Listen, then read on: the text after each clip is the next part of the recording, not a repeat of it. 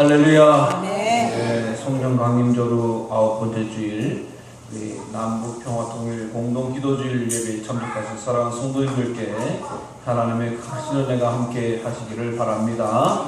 가슴에 손을 얹고요. 내 영혼아 큰 믿음을 사모하라. 시작. 내 영혼아 큰 믿음을 사모하라. 우리 옆사람의 손을 잡고 믿음으로 승리하며 갑시다. 기도하겠습니다. 하나님 아버지 감사합니다. 무더위 비바람 가운데서도 지켜주시고 오늘도 복된 날 주님의 존전에서 예배드리게 하시니 감사합니다. 우리 예배를 통해서 하나님 홀로 영광 받아 주시옵시고 우리 영혼이 이 세상에 이룰 수 없는 평강과 위로와 소망을 얻는 복된 시간 되어지게 하여 주시옵소서. 말씀하신 우리 하나님 앞에 나의 모든 죄 내려놓게 하시고 무거운 짐 내려놓게 하시고 오로지 부어주시고 채워주시는 신령하고 복된 은혜만 담을 수 있도록 우리 심령에 함께하여 주시옵소서. 오늘도 말씀을 전하는 자나 듣는 자 함께 은혜 위에 은혜를 더해 주시옵시고 넓고 큰 세상을 바라볼 수 있도록 하나님 자비를 베풀어 주시옵소서. 예수 그리스도의 이름으로 감사하며 기도드리옵나이다. 아멘. 언젠가 신문에 결혼을 하신 지 80년을 맞이한 두 노부부의 인터뷰 기사가 간단히 실린 것을 이렇게 보도된 내용이 보입니다. 80세를 사는 것도 힘든데 두 부부가 80년 동안 살았다라고 하는 것, 요즘 결혼한 사람들은 상상하기가 힘든 이야기겠죠. 그러나 그 분이 어떻게 하면 그렇게 두 분이 80년 동안 살 수 있을까라고 하는 궁금한 것을 기자가 취재를 했습니다. 어떻게 하면 취재했습니까? 라고 이야기하니까 다른 이야기 하는 게 아니에요. 그냥 사랑합니다, 미안합니다, 감사합니다, 그 이야기 하면서 살았다라고 이야기하는 거예요. 그러니까 두 네 분의 행복의 비결, 장수의 비결, 또 이 함께했던 사랑합니다, 감사합니다, 미안합니다. 뭐 특별한 내용 아니지 않습니까? 근데 그 내용이 특별하다고 하는 것은 그분들이 항상 삶 속에서 서로를 향해서 미안합니다, 감사합니다, 사랑합니다, 이 말을 참 잘 하더라라고 하는 것이죠.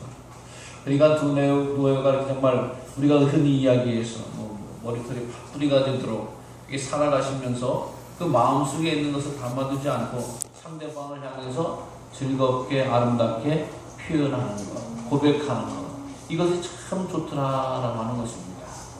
그래서 우리가 지금 부부를 통해서 그렇게 하실 수 없는 분도 계시지만 우리의 삶 속에 다시금 꼭 기억해야 될 말, 사랑합니다, 고맙습니다, 감사합니다, 미안합니다 라고 하는 말을 통해서 우리의 마음속에 있는 것을 잘 표현하고 드러내는 그런 우리 성도님들 되시기를 바랍니다. 자, 우리에게 있어서 우리 삶 속에 있어서 보이지 않지만 가장 중요한 것 가운데 하나가 바로 이 믿음이죠. 상대방에 대한 믿음, 하나님에 대한 믿음. 그 믿음이 없으면 사람이 불안하고 두렵고 염려와 근심 가운데 거할 수밖에 없다라고 하는 것입니다. 그래서 예수님도 이 사랑하는 제자들에게 혹은 주님을 따르는 자들에게 그 믿음을 확인하기를 즐겨하셨어요. 그래서 내가 믿느냐? 네, 믿습니다. 또 그래서 내 믿음이 크도다. 이 믿음이 적은 자들아 라고 때론 칭찬도 책망도 믿음에 관해서 말씀하셨다라고 하는 것을 우리가 알 수가 있죠.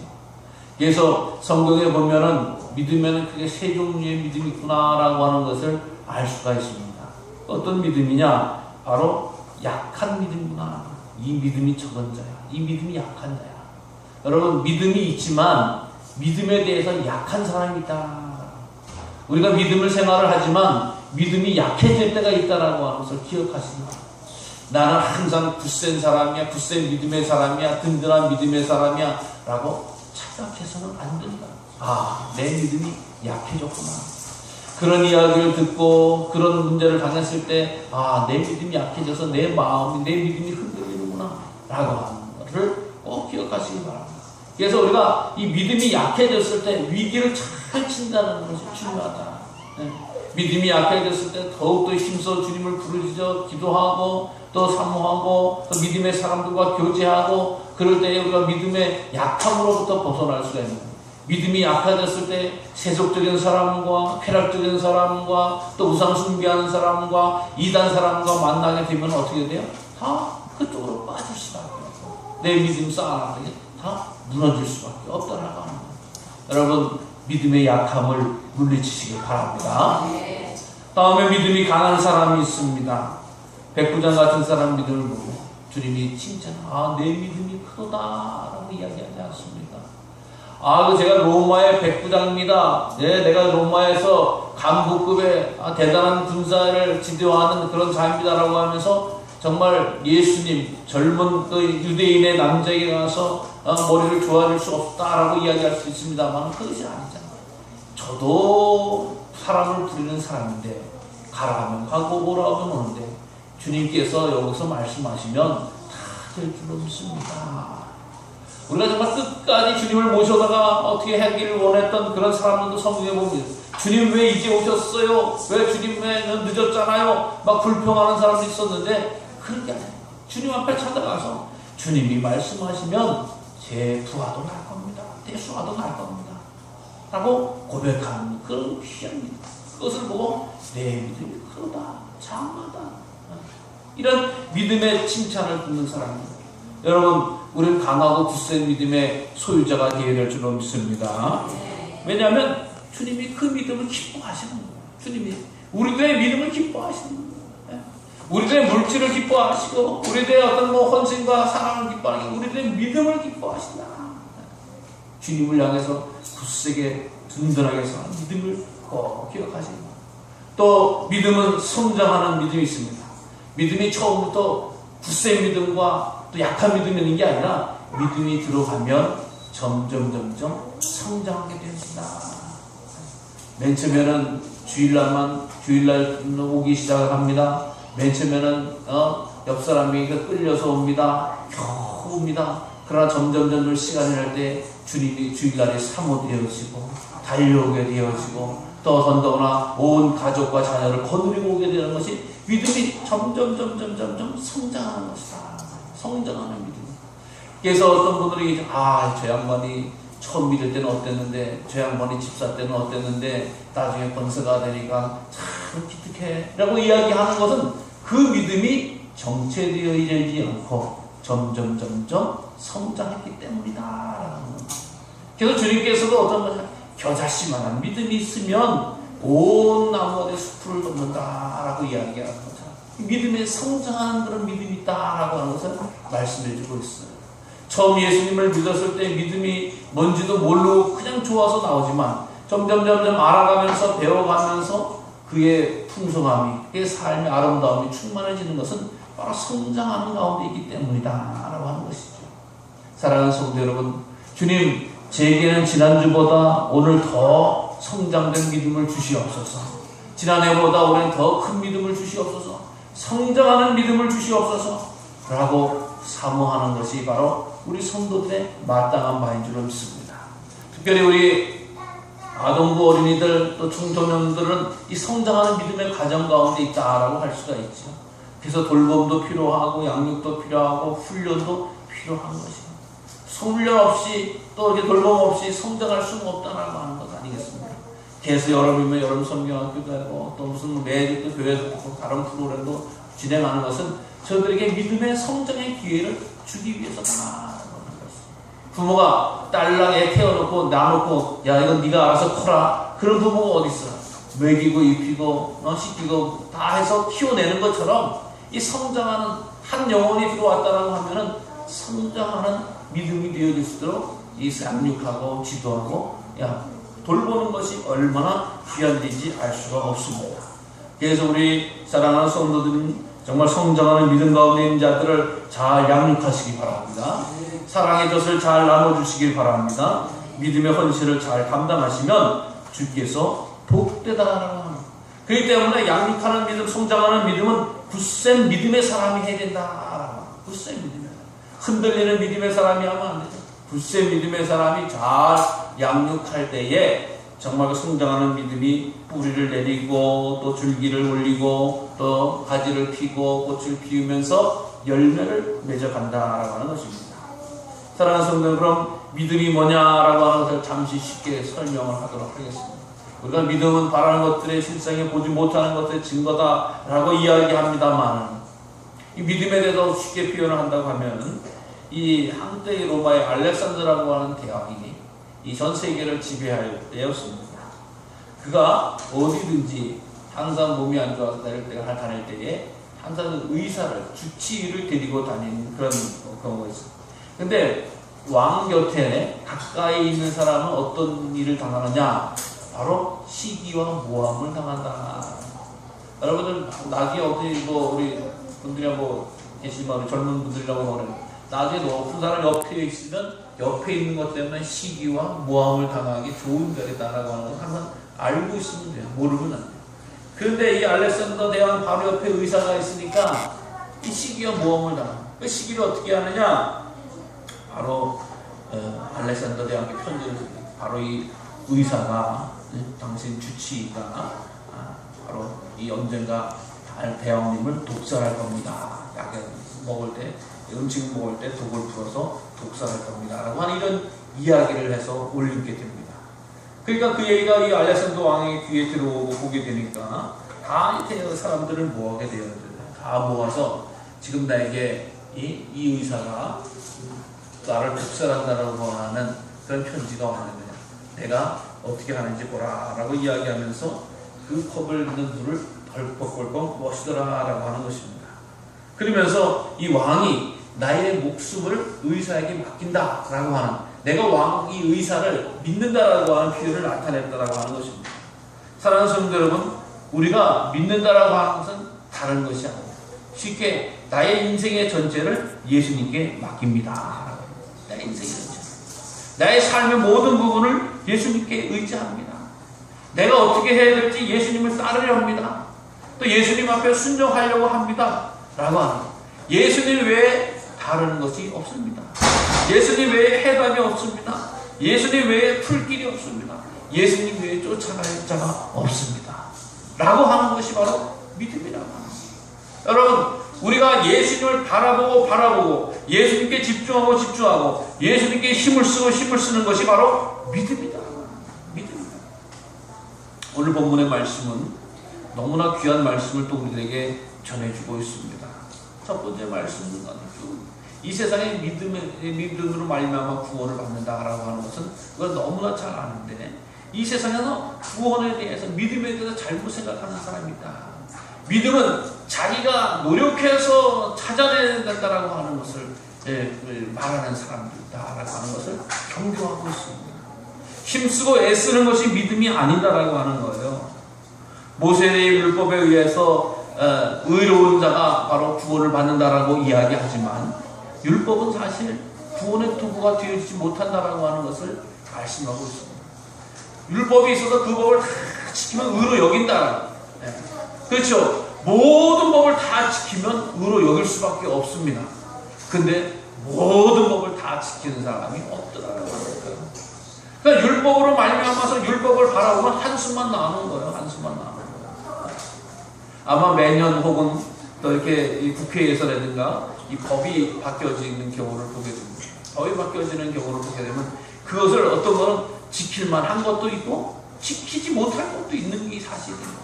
우리가 몰라서 그렇지 아마 법적으로 들여다보고 보면 우리가 걸을 때도 잘못 걷는 거, 침 뱉는 거, 껌 씹는 거, 무슨 다른 신호 어기는 거, 다른 모든 표현들 보면 우리가 좀 엄청난 그런 범법자가 될 수도 있습니다. 아무리 잘 지킨다라고 하는 사람도 1년에 한두 번은 어기게 되어지는 거예요.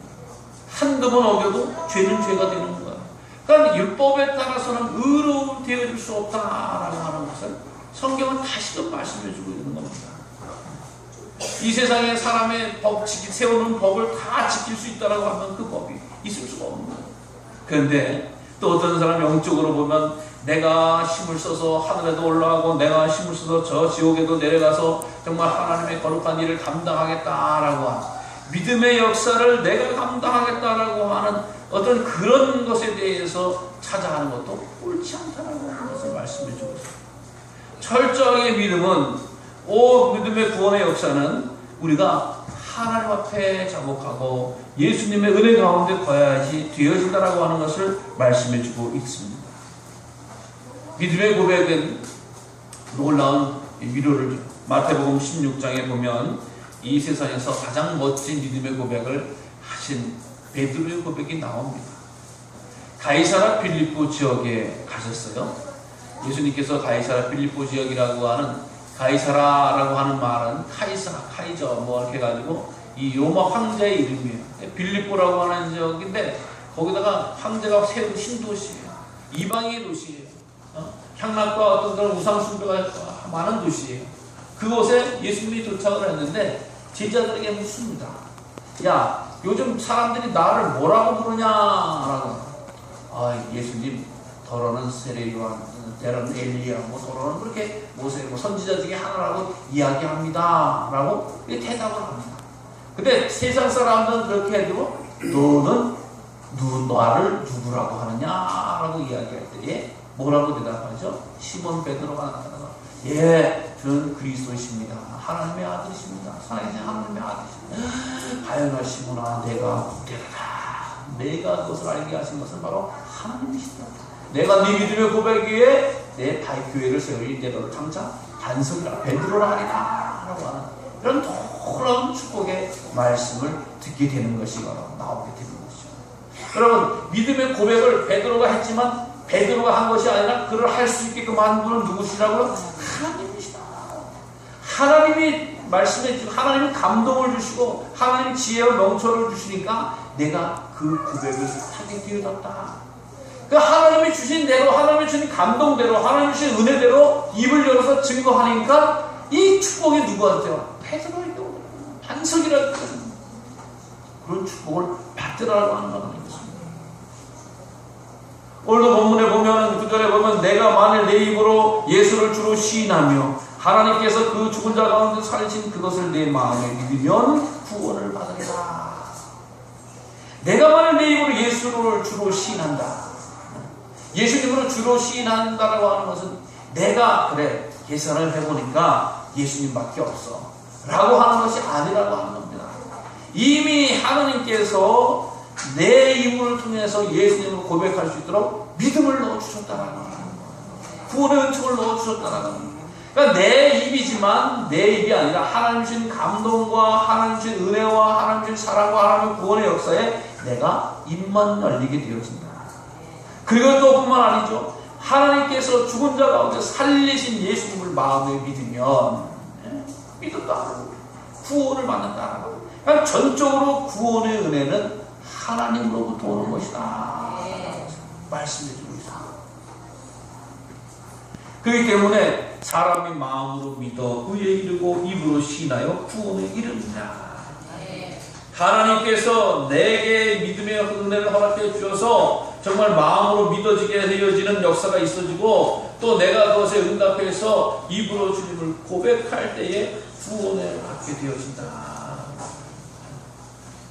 여러분, 그렇기 때문에 성경에 이르지 누구든지 그를 믿는 자는 구원을 얻으리라 라고 이야기합니다. 아무나 구원을 얻는다고 하는 것이 아닙니다. 주님 아무나 고백하고 이야기한다고 구원받는 것이 아니라 주님께서 주님으로 부를 수 있도록 택해 주시고 세워주시고 믿음을 주신 사람이 구원을 받게 되어진다. 예수님도 뭐라 하세요? 나더러 주여 주여 하는 자마다 전부 다 천국에 갈 자가 아니라고 이야기합니다. 아이고, 내가 교회에 왔으니까 주님 열심히 해야지. 아멘 할렐루야 열심히 해야지. 그런 분들이 만에 하나 있을까 모르겠어요. 저거는 얼마나 그냥 뭐 할렐루야 아멘 주여 아주 휘황찬란하게 하지만 교회에서는 하지만 딱 나가고 세상 나가면 그냥 육두문자를 알리고 또 교회 오면 또 거룩거룩 해서 아멘 할렐루야 막 해야지. 이게 교회 와서 쇼를 한다는 건 아니죠.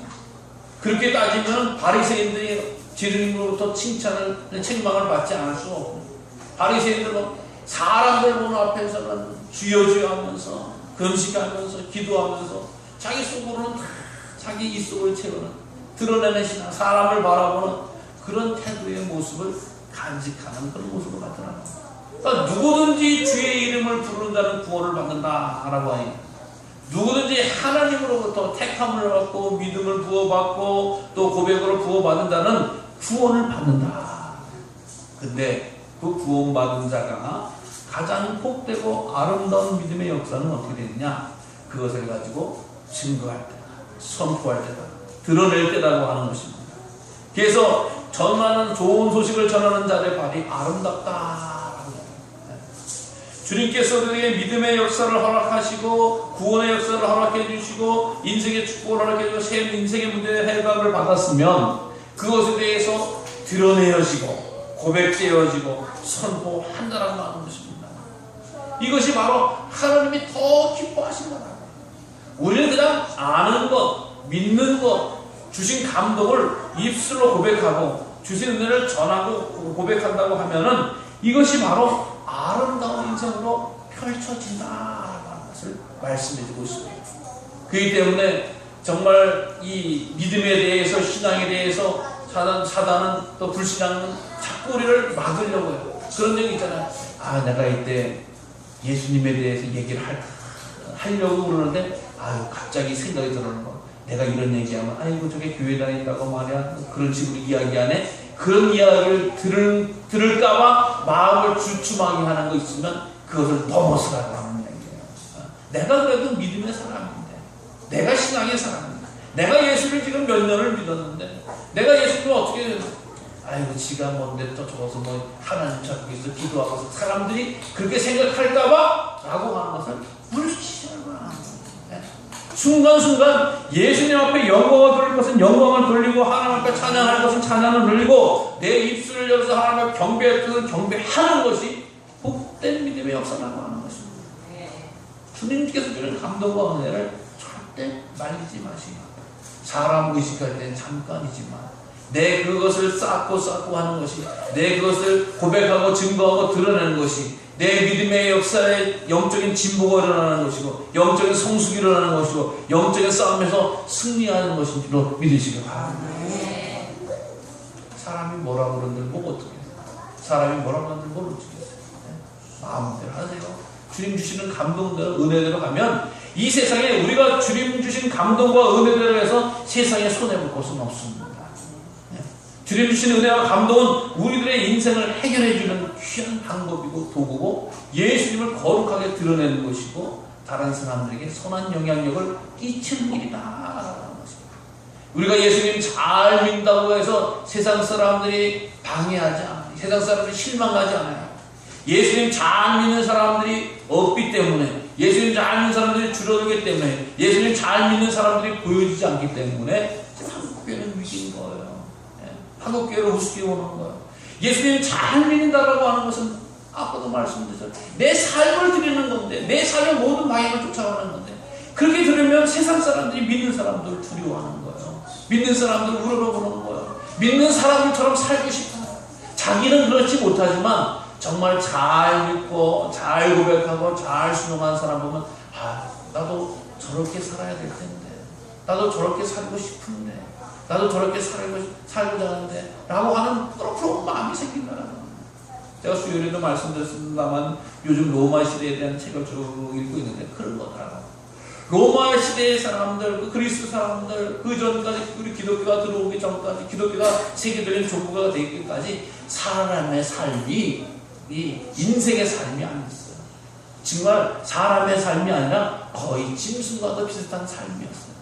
우리가 흔히 이야기해서 무슨 강아지들이 무슨 난잡한 생활하서 우리가 그래서 쌍스러운 욕을 개자를 붙여서 이야기하는데 과거의 사람들은 거의 비슷했어요. 우리나라 사람도 고려시대에 또 잘못된 그런 타락한 것 보면은 마찬가지예요. 그 다음에 윤리적으로 이제 유교가 들어온 조선시대 이후에 좀 잡혀가기 시작했지만, 그러니까 2000년 전에 이 로마 시대 전 세계에서라고 하는 것은 오늘날 우리처럼 건전한 윤리의식으로 살아가는 게 아니에요. 그런 사회와 집단은 다 타락하고 퇴폐적이 있고 잘못된 삶이에요. 근데 예수님 믿는 사람들이 거룩한 삶을 외치는 거예요. 온전한 삶을 외치는 거예요. 성결한 삶을 외치는 거예요. 바울에 의해서 예수님을 믿으면 누구든지 구원을 받을 수 있고 음행과 타락과 불법을 멀리해야 되고 또 예수님 앞에 나와야 된다라고 하는 복음의 메시지가 세상을 덮게 되어지자 기독교는 많은 사람들이 믿어지는 역사가 나타나더라고 하는 거예요. 구원의 역사가 나타나더라고 하는 거예요. 예수 믿는 사람은 부러워하더라고 하는 거예요. 예수를 믿으려고 하는 사람이 늘어나더라고 하는 것입니다. 세상에 다른 방법이 없습니다. 오로지 주님과 동행하고 주의 말씀에 순종하고 주의 뜻을 따르는 것이 가장 복되고 거룩한 구원의 길이라고 하는 걸 기억하시면서 이 무더위 가운데서 살아가는 성도님들 거룩하고 아름답고 행복한 삶 되시기를 간절히 주님의 이름으로 축원합니다. 기도하겠습니다.